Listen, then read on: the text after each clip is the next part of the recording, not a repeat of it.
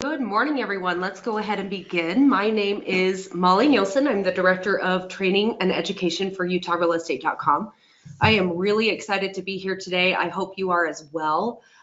We had more than 500 people registered for today's webinar, so I think that means we're going to have not only some great content that you guys have been looking forward to, but also some excellent questions from the group. We have with us a wonderful pair of speakers that I'm really excited to introduce and let you know a little bit about. Many of you, I'm sure, have met either one or both of these folks that work for UtahRealEstate.com. But just a little bit of an introduction. Brad is the CEO of UtahRealEstate.com. He's been our CEO for 5 years and has worked in the real estate technology industry as an executive for 15 years. Brad is the chair of the board of directors for the Council of Multiple Listing Services, also known as CMLS. And that is the primary trade association for more than 220 MLS organizations all throughout the country. Brad also serves on the National Association of Realtors, MLS Technology, and Emerging Issues Advisory Board. Quite a mouthful. Welcome, Brad. Thank you, Molly. Happy to be here. Our other panelist is Casey Hickman, who is the Chief Operations Officer at UtahRealEstate.com. He has been with the company for 4 years and oversees MLS operations, including, and probably most importantly, MLS compliance. He also serves on several committees for the Real Estate Standards Organization, also known as RESO. Prior to joining UtahRealEstate.com, Casey was in charge of MLS licensing and compliance at the largest MLS in the country. Welcome, Casey. Thank you. Thank you for having me. Good morning, everyone. So just a little overview of our webinar today and what we plan to cover. First of all, we're going to explain the new NAR Clear Cooperation Policy in very clear detail so that we're all on the same page about that. Then we'll be providing some information about how we at UtahRealEstate.com will actually be implementing and enforcing that policy. Finally, we're going to have some Q&A. So we encourage you to enter your questions that you might have about the policy in the chat feature of GoToWebinar. Throughout the webinar, as they come up, you can go ahead and send those in. We'll cover as many questions as we can as we get toward the end of the webinar during the Q&A portion, and that's kind of how we're going to wrap up. So, Brad, let's start with the basics. What is the Clear Cooperation Policy? Thanks, Molly. So again, thank you everyone for being on the webinar today. It's exciting when we have 500 people that are willing to give up 30 minutes of their time to talk about a rule policy. So thank you for coming online today. Let me just give you the basics on it. So the new Clear Cooperation Policy, it's a mandatory MLS rule. So this is not something that we came up with here at UtahRealEstate.com. It is a NAR mandatory rule that is going to be enforced throughout the country. And it basically states that if a property is publicly marketed in any way and a listing for that property does not yet exist on the MLS, then the listing must be added to the MLS within 1 business day of the date the property is first publicly marketed. And to kind of phrase it a different way in a more general sense, if you take a listing and you do any form of public marketing to promote that listing, then you have 1 business day to put it on the MLS. And we're going to get into some of the specifics about what public marketing is later on in this webinar. Brad, who came up with this policy? So I like to say that this is a concept that goes back to the creation of the MLS. And when MLSs really were started up over 100 years ago, the premise was cooperation, right? Cooperation amongst competing agents and brokers to market properties so that consumers would have better opportunities to see what was out there, right? And make better informed decisions about buying property and the prices they pay for the property. And as many of you know that have been in the real estate industry a long time, you know, realtors started the MLS really by using a book, and originally it came out once a month. Later that was moved up with publishing innovations to once a week. And those books were made available to realtors to show the inventory of homes available in a market, both the active homes and the sold homes. And that was how realtors did their business, right? They put their listings into the book, they saw what sold, and they made better informed decisions for their clients about what to pay for properties and what properties were available in their markets. When the MLS transitioned to the internet in the late 1990s, the MLS really became a real-time version of those printed books, right? It was a real-time version of up-to-date actives, up-to-date solds, and it was the most powerful and comprehensive database around. And I would argue that that is still very truthful today, right? The MLS is still the most dominant and used database for real estate across the country. Over the last 10 years, I would say, however, there's been an emergence, as many of you know, of third-party portals. Thousands of real estate websites throughout the country pop up, and agents have started to get a little more selective and creative in how they do their marketing, right? And what this has led to, and sometimes this is at the detriment of consumers, is that agents are oftentimes picking one website over another to put their inventory on and make it available. And what this has done over time is it hurts cooperation, right? It hurts the creation of proper pricing models, hurts inventory, and really more importantly, it hurts the consumers who fail to get the exposure to the properties and for the properties. Many of you may or may not know this, but over the last 2 years, the Department of Justice has been really looking into residential real estate.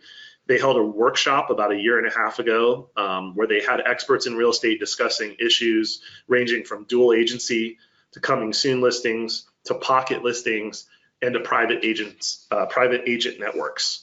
The GOJ they made it pretty clear that what they're trying to do is make sure industries are acting in the best interest of the consumer. And they're taking a hard look at these practices, and we're not sure what they will do eventually, but we do believe they will legislate on them in the near future. Early in 2019, and this goes now to the heart of the policy we're talking about today, the National Association of Realtors primary MLS committee, it's referred to as the MLS Technology and Emerging Issues Advisory Board. They had a meeting in Chicago to discuss policy initiatives around the country. And the board's made up of some of the largest brokers in the country, mid-sized brokers, small brokers, a few MLS executives, but it's really a diverse, well-represented body of realtors from across the country and the MLSs that serve those realtors. And during the meeting, one of the largest brokers stated that, the MLS really needs to get back to its roots, of cooperation, and it needs to ensure that the MLS is beneficial to both agents and consumers. And as a result of sort of that dialogue, the clear cooperation policy really came to life. And how I like to describe it is I like you to think about a potluck, right? We all have been to a potluck. We bring a dish, other people bring a dish. We eat some food, some we like, some we don't like. And it's a really, I would say, a really American way of doing a picnic or an event. And really the MLS is like a potluck, right? Agents love it because they put their inventory in, they get to display other people's inventory. Inventory gets scattered throughout the MLS, and agents have an organized marketplace, right? It's really making the market work. And that MLS and the organization that comes about from it and its rules is really the envy of the world, right? The US residential real estate marketplace is the envy of every country. Every country wants to have the structure that we have here. But in the last few years, the potluck has been really disrupted around the country. Not as much in Utah as in some places, but in some markets, inventory has shot down. It's 50% lower than what would be normal, even in a market where more homes are on the market. What this has led to is a lot of agents and brokers have come to the potluck with just a fork, right? You don't come to the potluck with a fork, you come with a dish and a fork. And when you just bring a fork, you're abusing the MLS platform, you're abusing the system, and you're really allowing the bad actors to reap the benefits of the potluck, but bring nothing to the table. And what has happened because of that is it's eroded a little bit of the inventory in the MLS. It's eroded the rule system and made it really difficult on agents to be able to find listings that are actually for sale. And so fast forwarding a few more months after those original discussions, the advisory board passed the rule we have today, which I talked about earlier. It was moved to the MLS Issues and Policies Committee, where it again passed with overwhelming support. And finally, it moved to the NAR Board of Directors, where it passed in November of 2019 with, I think it was 97% of the directors voted in favor of it. So it's been supported around the country by the largest brokers, smallest brokers, agents, and MLSs. And people are very excited about implementing it. It is a little bit of a scary thing because it changes the rules a little bit, but I would say this, if we were 10 years ago, this rule would have been assumed as part of the MLS and just part of the way we normally did business. And like I said before, with a little bit of the erosion and manipulation of the rules, we've gotten away from the heart of cooperation. And I think that pretty much sums up the background of what's been going on over the last few years with this. Brad, that's really important background. I know a lot of you have just barely joined us, so I will just mention we've been talking a little bit about what led up to this rule coming into place. And Brad, you mentioned this is basically a callback to the nature of the MLS itself. It sounds like it was sort of the brainchild of that committee that you're on at the NAR.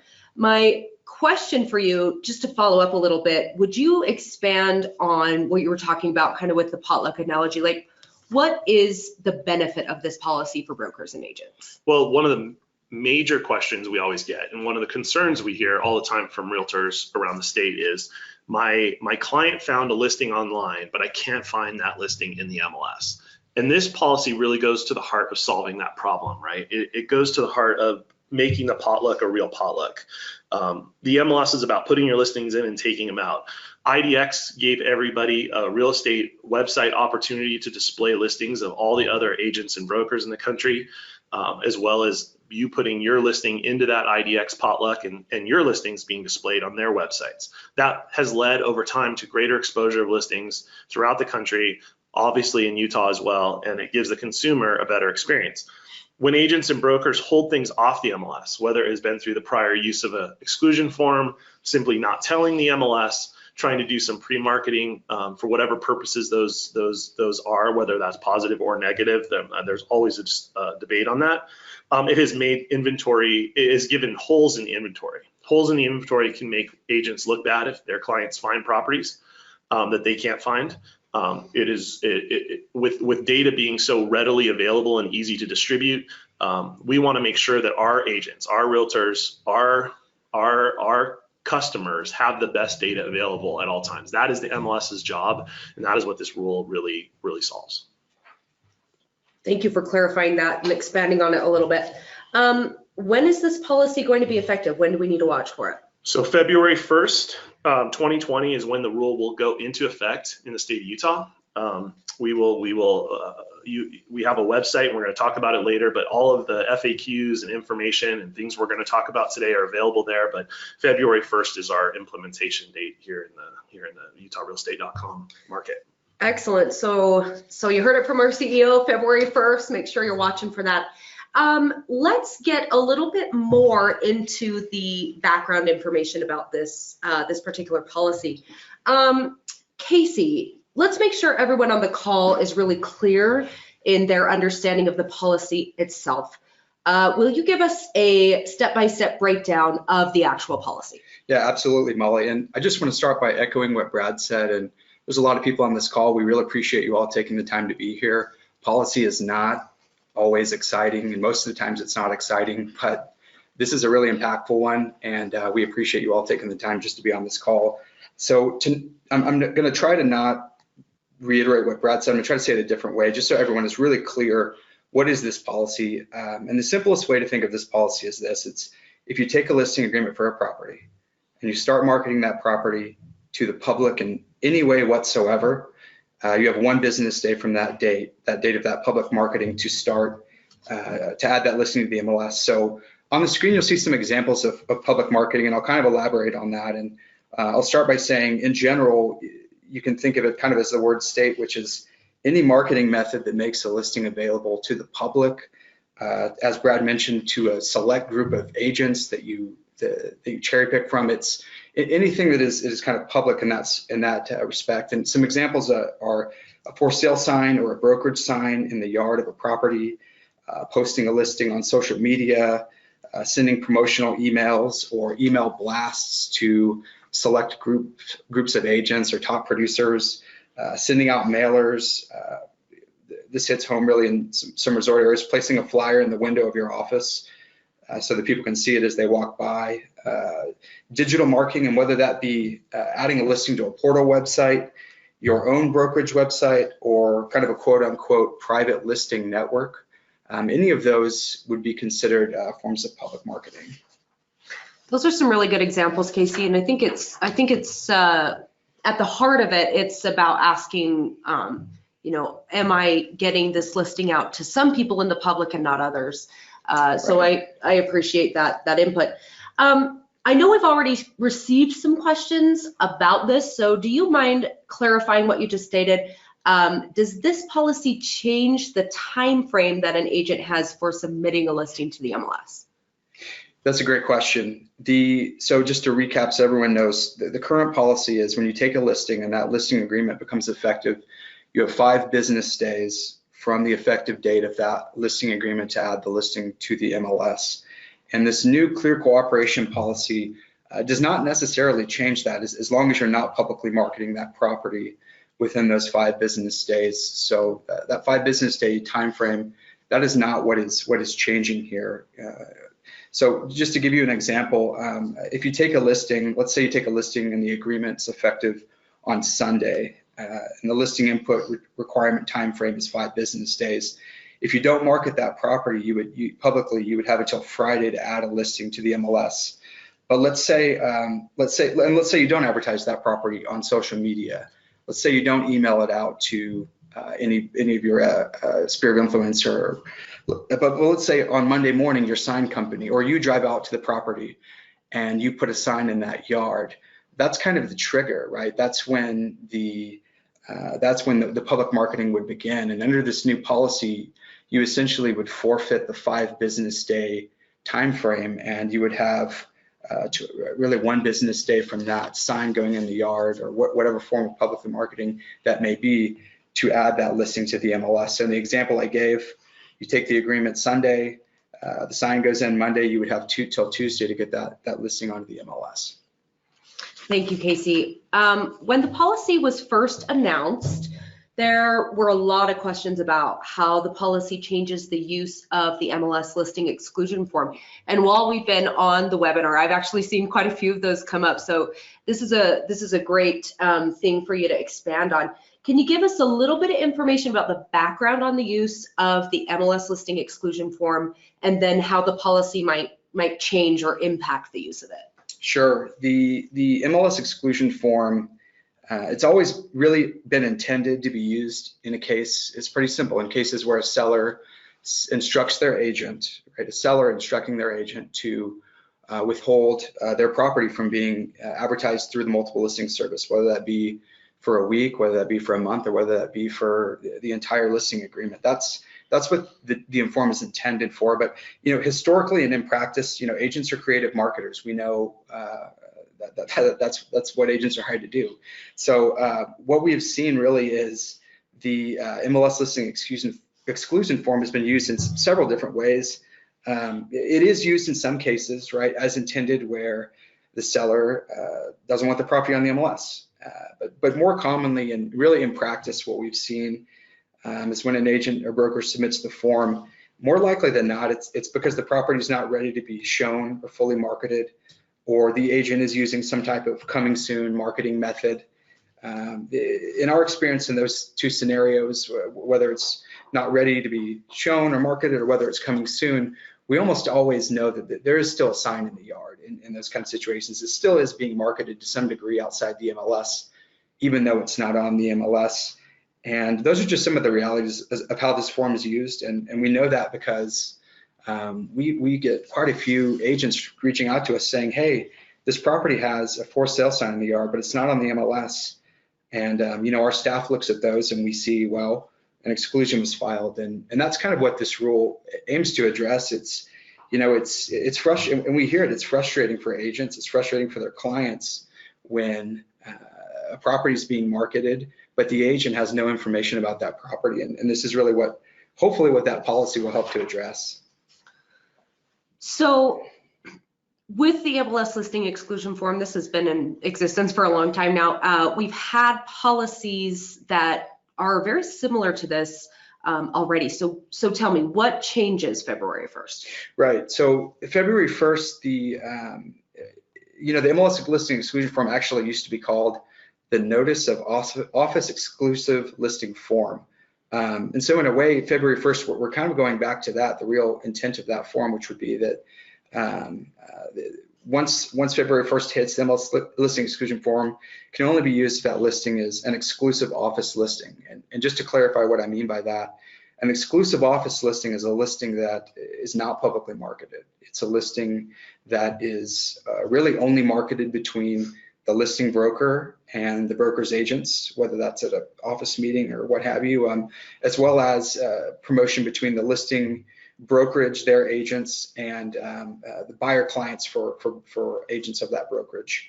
And this type of inter brokerage kind of sharing of a listing really is not considered public marketing. It's within the brokerage. It's in a way it's exclusively marketed within that brokerage. So Casey, I'll jump in there too. So when you have, just as a real life example, when you have your broker office meeting on a Tuesday and you have a listing that you just took, you're still absolutely allowed to market that property within your office, right? To share it with the office members as long as that exclusion form is on file. The trigger for that is really, okay, I'm going to share it with my office on Monday, and then on Tuesday, I'm going to add it to a big third-party website as a coming soon. At that point, you have now triggered the public. You have now triggered that public marketing decision, and that then triggers this rule that says it must be on the MLS in one business day from that point. Okay, so to sum up then, starting on February 1st, if you're using an MLS listing exclusion form, the property you're excluding from the MLS, it can't be publicly marketed in any way. And we talked about some examples of what that would be, what public marketing could be considered. And you can only market it within your own brokerage amongst the agents in your brokerage and their buyer clients. Is that right? yeah, that's correct. And I just want to add on that, keep in mind cooperation. When you're on the listing side, you have opportunities that present themselves in front of you. When you're on the buy side and representing a buyer client, you need to know what that inventory is. And so I always say this to our members: put yourself in the place of both sides of the transaction. You're going to represent a buyer one day, and you're going to represent a seller the other day.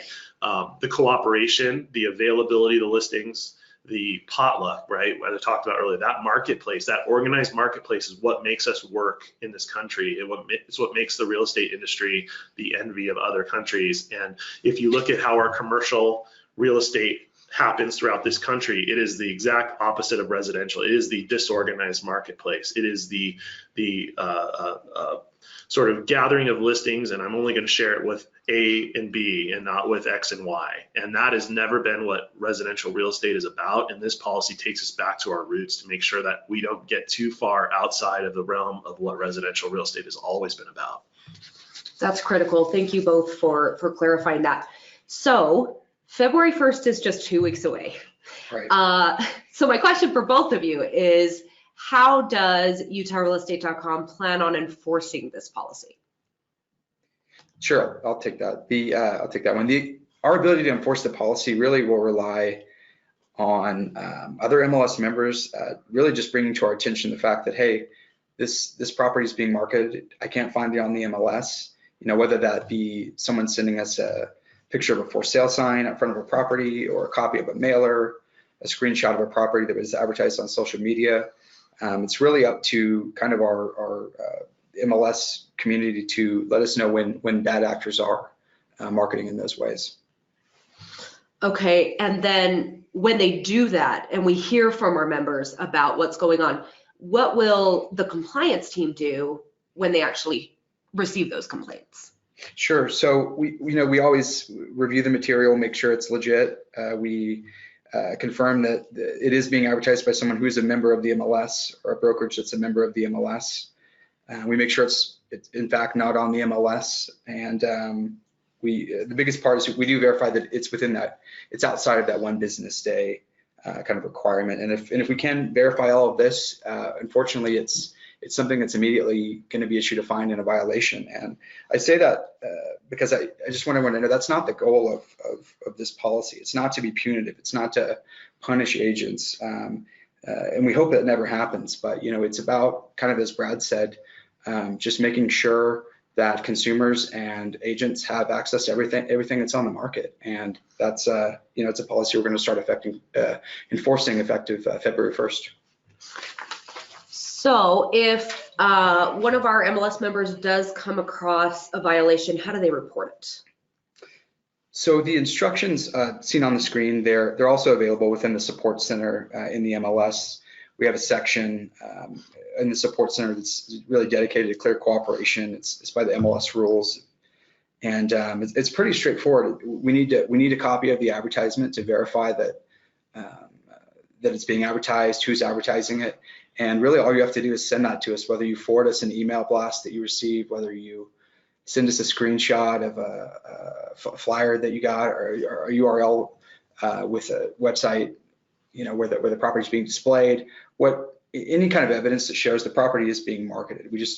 That's extremely important. And when you send that to member services at utahrealestate.com, just make sure you include the address so that we can, again, we can verify it's not listed on the MLS. And that's really all we need to look into those complaints. And I do just want to make sure everyone is aware, these are your colleagues, you work with them, we understand, just know that it's always going to be any compliance issue, that any kind of compliance report that we receive, all of those reports are anonymous. So, you don't need to worry about turning in your fellow colleagues if you feel inclined to do that.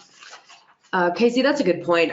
As a trainer, I will hear that occasionally while I'm out teaching a class or doing a webinar, just people concerned about, I understand why we have this reporting feature, but am I doing something wrong essentially by reporting it? And so it's important that we talk about not only the anonymity of it, but also reiterate that it's all about the usability and the data integrity of the MLS, right? Once we're all kind of playing by the same rules, if you will, everything works better and smoother for everyone, no matter what side of the transaction you're on. And I would just say, realtors are part of a professional organization. They're licensed by the state of Utah. There's a professional compliance component to any profession, whether it be doctors or lawyers or real estate professionals. And I think realtors have the code of ethic through NAR, and we want to be a self-policing body. We, as Casey said, our goal as the MLS is never to be punitive. We want to be educational. We want the data to be accurate. We want our members to live by the rules, and we want that organized marketplace. Without some stick behind the rule, people don't follow rules. So we have to have a stick, but we also want to make sure that people just play by the rules, right? And to do that, you need to have good awareness, which is we're very appreciative that people are on this webinar today, because that just shows that you want to be educated on the policy and you want to do the right thing. Exactly. Oh, thank you both. So at this point, I think we should probably tackle some of the questions that have been coming in. I've been keeping an eye. We have several people keeping an eye and letting us know which questions we should address. We do have limited time, but there's so many that are really important. So let me just reiterate that even if we don't fully answer your question or you have a follow-up, please let us know what those questions are. There's so many ways that you can reach out to us. You know how to reach our support team. Brad and Casey will actually be personally monitoring the feedback email. So it's feedback@utahrealestate.com for questions about this policy, and we'll respond to you. So if we don't get to exactly your question, don't fret. There's lots and lots of ways to reach us. And we also have records of all the questions that have come in so far. Let's see here. Let's start with a few that relate to the MLS listing exclusion form. Let's see, if my listing isn't ready to be shown, can I still use that form? So the form, as Casey mentioned, it still exists as it does today. It'll be slightly modified, but the purpose of the exclusion form in many ways hasn't changed, right? So if you're not marketing a property, but you have a listing agreement in effect, you still need to submit that exclusion form to the MLS, right? By submitting that form, you're certifying that for whatever the time is, whether it be a week or a month or 2 months, that you have an exclusive office listing, and that when you file the form, you're following what the form says. Once you publicly market it, then that exclusion form sort of goes away, right? And then that's the key point on this, is that the exclusion form is triggered invalid once public marketing starts. Whether you have, say it's going to be off a week or 2 weeks or 3 weeks, once that public marketing starts, the exclusive office listing form is no longer in play. And just to add to that, we have reached out to anyone really who submitted that form within the last few months, and we have notified them as to exactly what Brad said, which is if you are not publicly marketing this property, nothing changes February 1st. Your exclusion form is really still valid. However, if you are marketing the property, if you have a sign in the yard, if you've been selectively sending out feelers to other agents and brokerages about the property, and you have that form, as Brad said, essentially February 1st, that form is not going to be valid in those kind of use cases.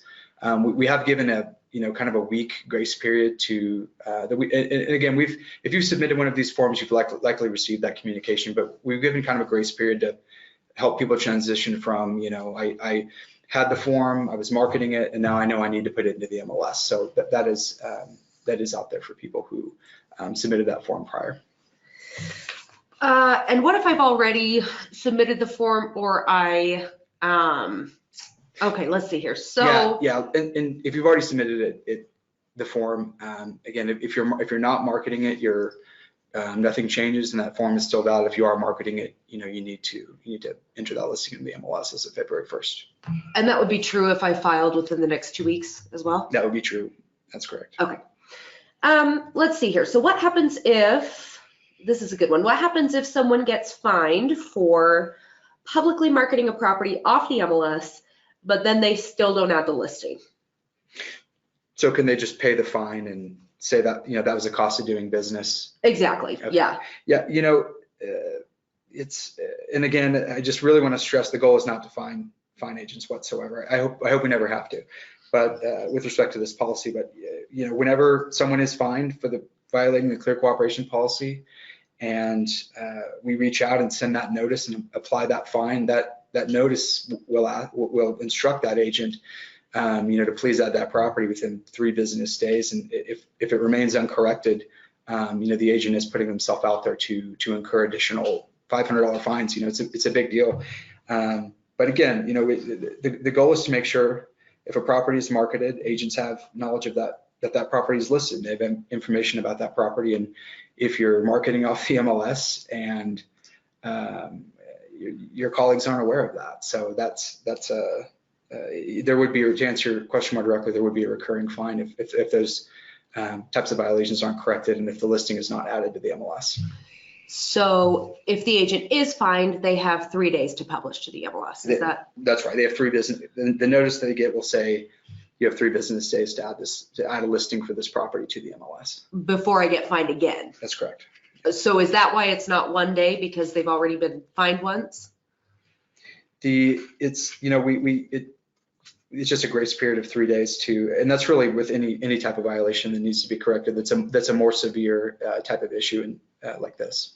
Perfect. So fined within, because the rule is 24 hours, and then a second fine 3 days later. Let's see here. I see a lot of questions about coming soon strategies. So let's talk about that. What if an agent wants to use a coming soon strategy to market a listing? So coming soon, we don't have a coming soon status at our MLS. And I will tell you this, that around the country, it was sort of the policy du jour for, I would say, about the last 3 years. And I can tell you that a number of MLSs have they implemented a coming soon and then took it away, because what they were finding was that every listing that went into the MLS went into the coming soon status. And the coming soon status then, according to policy, does not get broadcasted out to any additional website. So it only stays in the MLS. The people that wanted coming soon really wanted to not only put up a sign that said coming soon, but they also wanted to market that property to the consumer. And so MLSs around the country that have a coming soon status currently are struggling right now, because this clear cooperation policy, which is mandatory, really trumps the coming soon status that many people put into place. Because the reality is if you put that sign up, you advertise it as coming soon, you have to put it in the MLS within 1 business day. And so people are struggling with that. We are fortunate in some ways that we never had a coming soon status here. And so this policy will govern all situations of residential real estate. If it is publicly marketed, you have 1 business day to put it in the MLS. It's clear cut, it's easy to enforce, it's very easy to understand. And that's where we're at. Our board of directors has, over the past 3 years, just to let you know, has carefully considered the coming soon status, carefully considered the policies around it, we have never pulled the trigger on coming soon. And in some ways that is going to be beneficial to us long-term with this clear cooperation policy being mandated. Excellent. Let's see. We have a lot about, some about private listing networks. So if I am part of a private listing network and I advertise my listing there, is that considered public marketing? So the short answer is absolutely it is. If you're listing it outside of your office and you're broadcasting it to a select few group of agents or people, that is public marketing for purposes of this policy. And I would just like to say that, you know, right now NAR has a huge push for fair housing, and they are supporting the new the Fair Housing Act being amended to incorporate modern provisions, because that hasn't been amended in a long time. And you will always need to be careful as agents that if you are selectively marketing only, you may be excluding from your marketing groups of people that are absolutely eligible and want to buy that home, and you have to be careful legally there. And so this policy considered that as well at both the NAR level, and the NAR legal team reviewed that as well. Excellent. Let's see here. Let's look at some others. Oh, this has been coming up a lot. New construction. Let's address that a little bit. Does this policy apply to properties that are under construction, and we'll extend that to include properties that are to be built? Yeah, and this is probably the most common question we've received since announcing this new policy.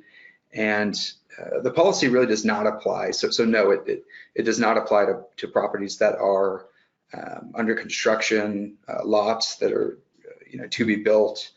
The property, it would apply if a property in a new construction subdivision is built and ready to be sold, provided that property is listed with a brokerage that's a member of the MLS. And a lot of that is just kind of it's almost a common sense approach. If the property is built and you have a sign out front and you're marketing it, it would be subject to the policy. That's our take on that.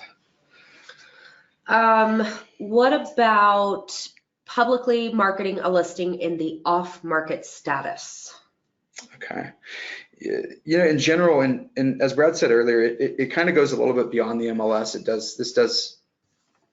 does tie into the Realtor Code of Ethics, and it's really just about truth in advertising, right? You can't have conflicting marketing, right? It's not right to market a property in a way that's deceiving to the public or to other agents. So if you put a listing in the MLS and you put it in off market just to comply with the rule, that doesn't mean you can't. That doesn't mean you can, blast it on social media or through other outlets that promote it in a way that says, like come see this property, send me an offer now. So by definition, the off-market status means the property is not available for showing. But you could still have a sign in the property. It's listed with the MLS. It's listed on the MLS. But if it's off-market, it's just really important to be mindful of the fact that whatever status your listing's in, you're representing that to all of your colleagues and everyone it's part of the MLS, and you need to advertise it accordingly, really. And I just want to give two examples I hear all the time. I have a client, and hopefully this will resonate with a lot of you. I have a client, I took the listing agreement yesterday, but they need 2 weeks to paint, do the flooring, clear out some things. They have maybe a relative living in the house who is not conducive to showing the house while that person is in there. But I took the listing agreement. How do I comply? And things really haven't changed on that, right? So you take the listing, you have 5 business days. Currently, if you're not marketing it, to put it in the MLS. But if you want to put it in the MLS, it is truly at that point, it is off market as long as you're not showing that property. And I think that's the key. So if you put it in the off market status, the days on market will not accrue. And you can follow that just as you did a year, 2 years, 3 years ago. It's the proper way. You can also, and this I think is even a new option, is you can file that exclusive office listing form, because if you're not publicly marketing the property, you can keep that listing off the MLS for a period of time while you're doing all that work and getting it ready. That also won't make the listing visible to your fellow colleagues for maybe calls and things. But if you're putting the sign up, if you're marketing the property, you can't be, as Casey said, deceptive in your advertising. If it's off market, it's not available for showing. The sign can be up and that's it. If it's on market and you are showing it, it needs to be shown as on market. So let's clarify that just a little bit. What are the options then? If you take a listing, for instance, February 15th this year, and the home's not going to be ready until the 1st of March. What are my options as an agent? I'm not going to wait to sign that agreement. And so instead, we've taken the listing on February 15th, and I just need to know what my best options are moving forward. Sure. So 2 options, which are a little related to what Brad just described, but you could enter the listing within that 5 business day time frame and immediately change the listing to the off-market status. And something about the off-market status, it's really important to remember. Photos aren't required. Days on market don't start, accumulating. The listing isn't on utahrealestate.com. It's not sent to portals. It's not available for display on brokerage websites. So that's just something that's really important to keep in mind about that. But you could, so given the scenario you described, February 15th, you could put it in right away within those 5 days, put it off market. And you could change it active really within, as far as the active status, just to clarify with that, what that means is it can be shown within a reasonable period of time. That's how that's defined. So you could take the listing active a week before you start showing the property.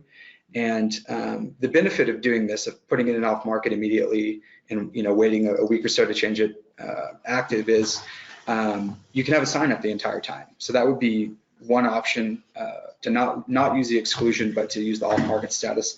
The second option would be you could use the exclusion form and certify that, at least for the time being, this is an exclusive office listing. The downside is you couldn't publicly market it. You couldn't have a sign in the yard, and you could just enter it whenever that listing was ready to be shown and marketed. The benefit to that second option is you don't have to take the time to add the listing to the MLS until it's ready to go. You have photos, everything's squared away, it's ready to go live. But again, the downside would be if you file that form, you wouldn't be able to have a sign in the yard until that property was listed on the MLS. Right. I'm also just going to reiterate about the off-market status. When a listing is in the off-market status, that's a signal to any other agents out there that there's a listing agreement in place. That seller already has an agent and they've already entered into an agreement with that agent. So that would mean if someone wanted to market to that person, they might know that person is interested in selling sometime soon. They might be interested in trying to, win over expired listings or what have you. That wouldn't apply in the sense that off-market status is an active listing agreement with another agent. Yeah, so absolutely. It's a signal that there's a listing agreement in place. Let's see here. This one's important. If my client doesn't want the property on the MLS, that's my client's decision. What do you have to say about that, Brad or Casey? I'll let either one of you tackle it. So if your client doesn't want it on the MLS, you have to respect your client's decision, but you also have to let them know you're part of a broker cooperative, which is the MLS. And if they don't want it on the MLS, that's fine. You file the office exclusive form, keep it off the MLS. However, if you're marketing in other channels, you have already alerted all the other members of the MLS to your marketing. And I think that's the heart of this policy, which is if you do not want to steer your clients to hold something off of the MLS. And CMLS, which is the NAR for MLSs, did a survey recently that said 85% of consumers have no idea what the multiple listing service is. And that means that almost 9 out of 10 of your customers are very unlikely to give you an instruction to hold a listing off of the MLS. And so I'll just kind of leave it at that. But if you do get the instruction, you have to follow it. But again, as being part of the MLS, you do have to follow the other rules, which is if you publicly market anywhere else, you don't have an option at that point. You have to put it on the MLS. And so it will take some, in those very small instances where a client gives you that direction, you will have to give them some education on what the rules state. And we will listen to your feedback on that. I think it's that is feedback that will come in once this policy policy goes live and its feedback we will give back to NAR as well. And this policy may change and morph over the next 6 months based upon feedback as it is rolled out across the country. I want everybody to understand that Utah is not unique in the sense of this policy. This is being implemented everywhere. So we're going to listen to you. We want to do what's best for our membership. And we appreciate you every day. So with that, I think I know there are probably 50 to 100 more questions that have come in. And again, we appreciate those questions. We want to take the time to answer those. So send them to feedback, the feedback email address that's on your screen right now, and we will carefully consider those and either add them to the FAQ page on the website, or we'll get back to you directly as well. Brad, thanks for that. And just to reiterate, the Clear Cooperation website is really easy to access. If you just log on to the MLS right there on your dashboard, it's at the very top of your screen.